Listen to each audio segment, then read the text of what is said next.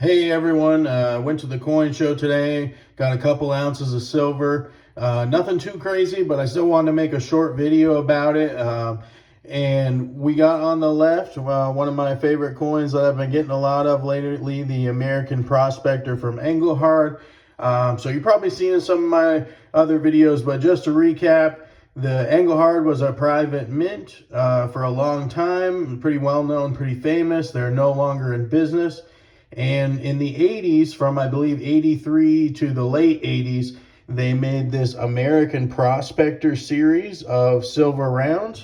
And since they're kind of a premium, private minting company that's no longer around, this coin has a little bit of cachet, or this round, I should say, has a little bit of cachet because obviously it's no longer being made.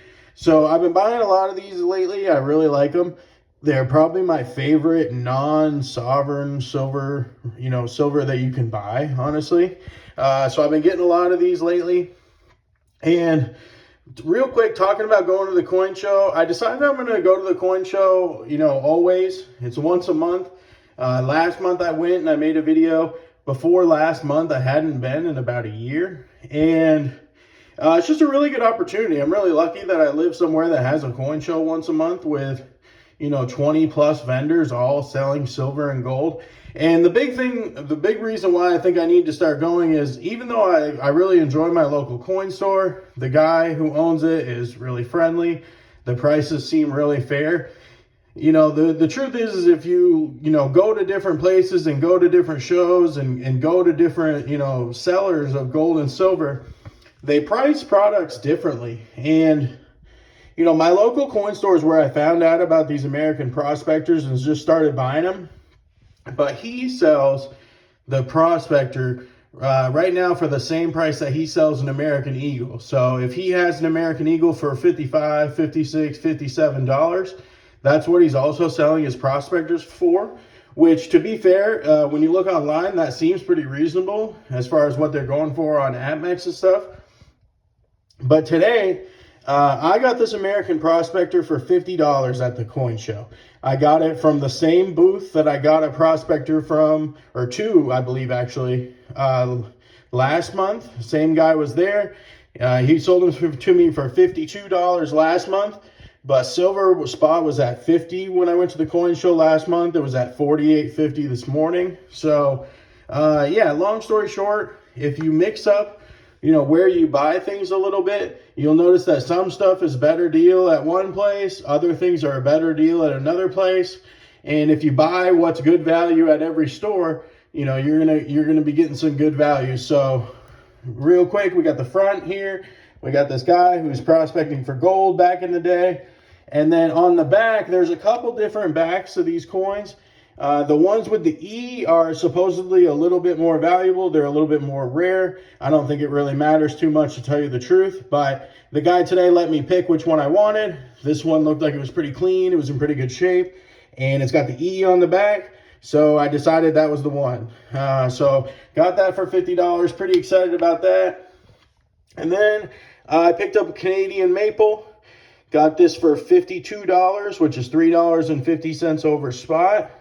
Now, real quick with the Canadian Maple, I actually went through a pretty long period where I didn't buy any Canadian Maples. I don't know exactly when it started, but the beginning of this year and, the end of last year, I believe, Canadian Maple premiums were on par with American Eagles. I would go to my local coin store and the Maples would be either the same price as Eagles or only like $1 less, while rounds and sovereigns, different non-Canadian sovereigns, would be, a few dollars less. And something in the last few months that I've noticed is that the gap is widening in the premium difference between the American Eagle and the Canadian Maple. I always felt like if I was going to spend extra premium, I might as well get the Eagles. And if Canadian Maples are the same or only $1 less, that I might as well get the American Eagle. But lately, the last couple months, I don't know exactly how long, there's starting to be a $3, $4, $5 difference between American Eagles and Canadian Maples. Most of the stands, I wasn't really there to get American Eagles because I think the premium is kind of high, but I did just for fun check at what they were selling for. Most of the stands at the coin show were selling the Eagles, for $56, $57. And so this Canadian maple was $52, $4 or $5 less. And I think the Canadian maple, because we're closer to Canada, is maybe a little bit more valuable than a different type of sovereign, like let's say a Britannica. Like a Britannica is probably just a generic round here in America, where I think the Canadian maple does offer a little bit more premium than that. So I've actually been picking up a couple of maples lately for the first time all year. I bought one a little while back and I bought one today.